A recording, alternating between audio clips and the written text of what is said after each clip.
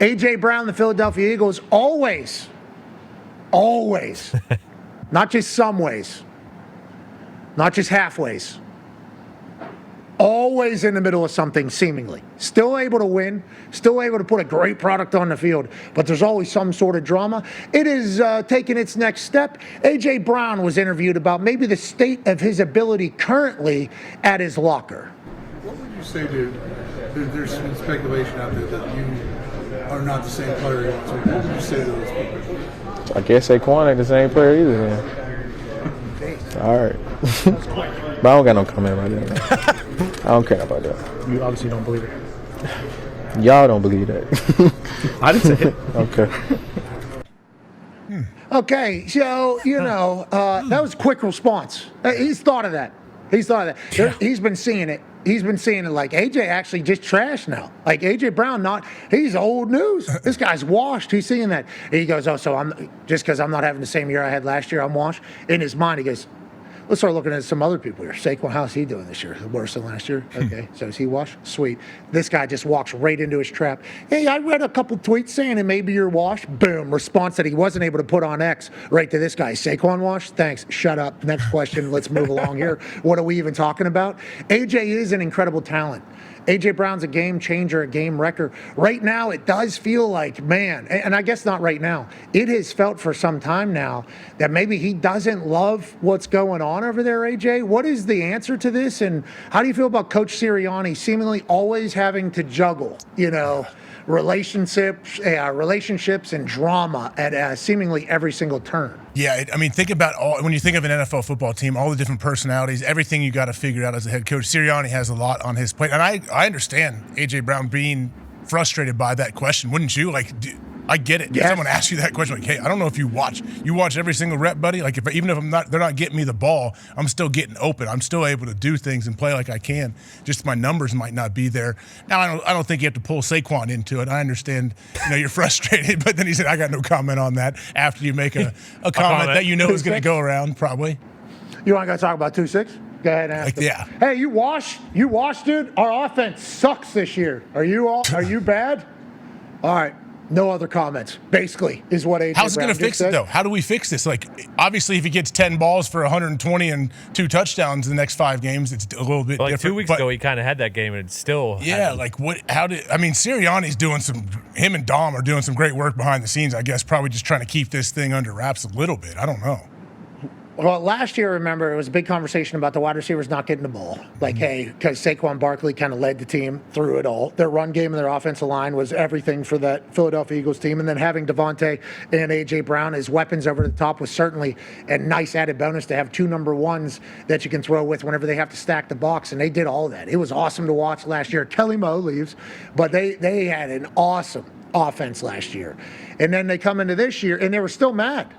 Everybody was still mad last year. Sirianni had to balance that. And then at the end of the season, whenever they win the Super Bowl, the 2 guys that dumped the Gatorade on Coach Sirianni are the 2 wide receivers that have potentially been underutilized all year, or maybe misrepresented in what they are to the offense, or what they are around the league because they didn't get as many touches because it was running game. They're the ones that dumped the thing. So it was like, obviously the Coach Sirianni was, having to manage that because he's former wide receiver. That guy can give you a 9, right? That's right. He can do it right now if you really wanted to. So he understands that. But it just only continues. It's only continued because I think their offense has gotten worse and they still haven't been able to do it. So it's like, was this inevitable? Was this brewing? And I don't know. Ty, what do you think inevitably happens with Coach Sirianni, the Philadelphia Eagles, A.J. Brown in the future? And Conman, if you want to tag this right after Ty talks about it, everybody's saying A.J. Brown wants to get back under the Vrabel coaching tree. Everybody's saying that's where A.J. Brown's trying to go. Is that how you feel like this ends, Ty, or what are your thoughts on how Coach Sirianni handles all this? I mean, yeah, it seems like that, like they're,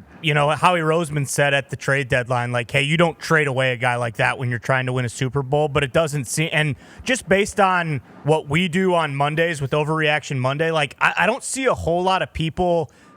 People obviously don't love these kind of comments from A.J. Brown, but I think it's more so like they're talking about the offensive coordinator. They're talking about Kevin Patullo. Like, this guy can't get it figured out, and luckily they have maybe a generational defense this year that has kind of eased that a little bit. But it just, I mean, I think this comes on the heels. I think A.J. Brown either sat down with the owner or Howie Roseman and basically said, like, hey, from here on out, like, I promise I'm not going to be a distraction. And then for this to come out right away. But like Tony mentioned, like, they kind of had this thing where it was, hey, A.J. Brown, he had, I think, 1 catch for 4 yards 1 week. They win.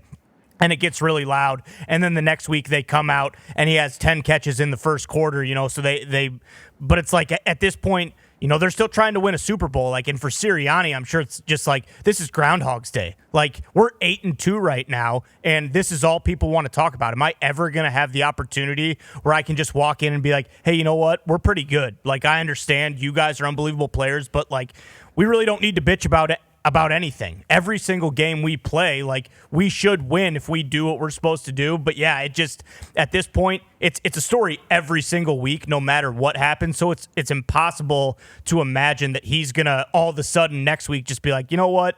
Everything is kind of in perspective, and I want to be here. Like, it seems like he is ultimately just going to be traded at the end of the season. Well, and you've mentioned, like, Pat, that he, you know, is always in the center or something, but he's also always been unbelievable since his rookie year. Like, he's never had a year where it's like, oh no, maybe A.J. Brown's losing a step. Like, nope, he is fantastic. And there's a clip of him sitting next to Jalen Hurts at the Super Bowl, and that was this year after they won. They're sharing lockers. It's great vibes. Everything is awesome. Celebration. We just won a ring. A.J. Brown, Jalen Hurts, both of their first Super Bowl victories after losing the Super Bowl 2 years prior. So it's not as if they don't have that in their bag, but we are so far removed from that moment, and I don't know what the relationship is like. Clearly, it's not what that video shows, though, because if it was, then we wouldn't be here having this conversation. And you mentioned, you know, everyone is tagging him to New England.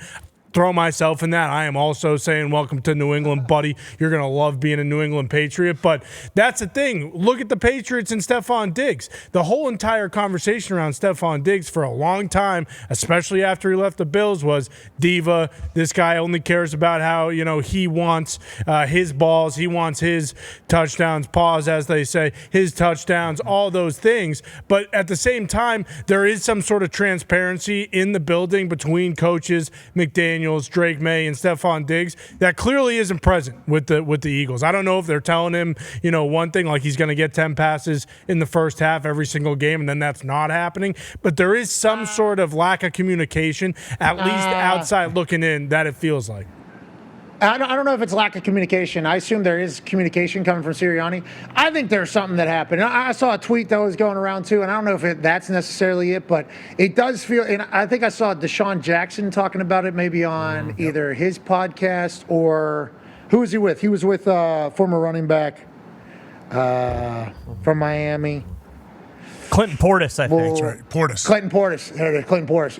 I got a chance to do TV with Clinton Portis back in the day on NFL Network. He's awesome. 2 a.m. call time. I laughed so hard at Clinton Portis so many times. Now, Clinton Portis got caught up in some stuff. I'm happy to see him back. Clinton Portis is very good to me and very hilarious. Him talking to Deshaun Jackson. Deshaun Jackson was like, feels like something happened here. This feels like a personal relationship. The personal relationship could be kind of ruined from numerous different things. Maybe not getting the ball on a regular basis when you think you're open. But also with a locker room, AJ, these are humans interacting with humans. And Jason Kelsey talked about it on a morning show over there in Philadelphia about him and Lane Johnson getting into it so bad and actually not even talking to each other. And they would consider each other best friends. He talked about how Stoutland, obviously, the offensive line coach, is like Jason Kelsey's second father, you know, aside from Ed. And he got into it with him. It's like football brings out a lot of emotions. And there's a lot of pride. And there's obviously a lot of confidence and a lot of success and a lot of alphas. It's like, is that manageable in the middle of a season for this team? It seems louder than last year even, AJ. Yeah, it does seem louder than last year. And if you're a receiver, your whole life depends on your quarterback, though. Like, you can run the best routes in the world. You can be open every single play. If they don't get it to you, then people don't know what's going on other than your coaches can, hey, man, don't worry, keep working. I see you. I see you getting open. We'll get you the ball. Like, I don't know. This is going to happen as long as football is around, which is hopefully forever. We know that. Like, we're receivers and people are going to want the ball. If I don't get the ball enough, I want the ball. But the thing is, the Eagles are winning games. That's why the Eagles are their own, like, special world. They're favorites to win the Super Bowl. Yeah, they win, but they have all these issues that, like, I don't even want to call them issues, but they have noise around them. Distractions, noise around them. Distractions. Yeah. If you get labeled a distraction in the NFL, you don't get a job. Yep. Okay, like that is literally what it is, because NFL teams don't want a distraction. Now, granted, if you're a Really, really, really good, you can have a job for a while, but eventually your play drops one notch. See ya. yeah, be who you can afford to be, for sure. But if you get labeled a distraction because of how many distractions there already are and how hard it is to win an NFL game, it's like they're trying to eliminate distractions at all times. That is literally what coaches and buildings are trying to do. Scared to death to add a distraction. And then the Eagles are just like one constant distraction and somehow get on the field and win. I don't know. Yeah. They're defying football. They're defying professional football Right. with how they're doing it.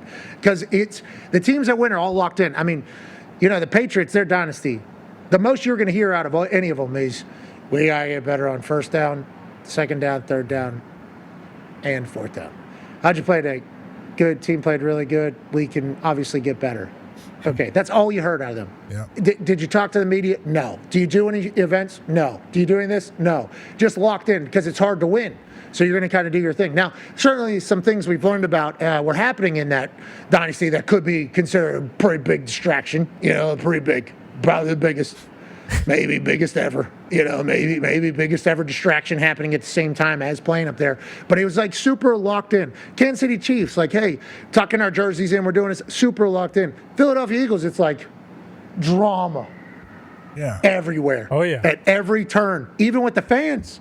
Fans drama. We hate it. He's talking to us. We hate it. We don't like they win a Super Bowl that year. It's like, I don't know how they do it. Honestly, I have no idea. Maybe they how get do bored. it. I guess Maybe you get bored. Some people like to live like not in chaos, but they like to have a little activity around them. Maybe that's just what keeps them alive, keeps them moving, and then not get.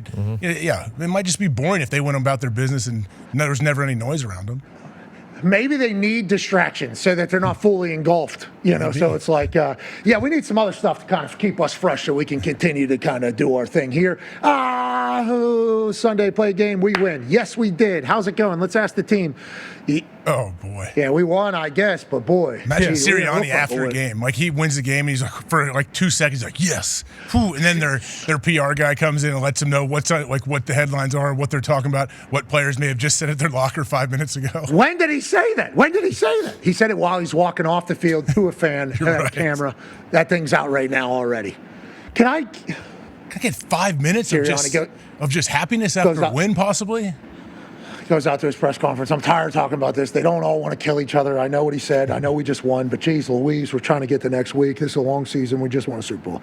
It just never ends, it feels like. So congratulations to the Eagles still being able to do it. Yeah. And A.J. Brown, whatever your future is, can't wait to watch you play football.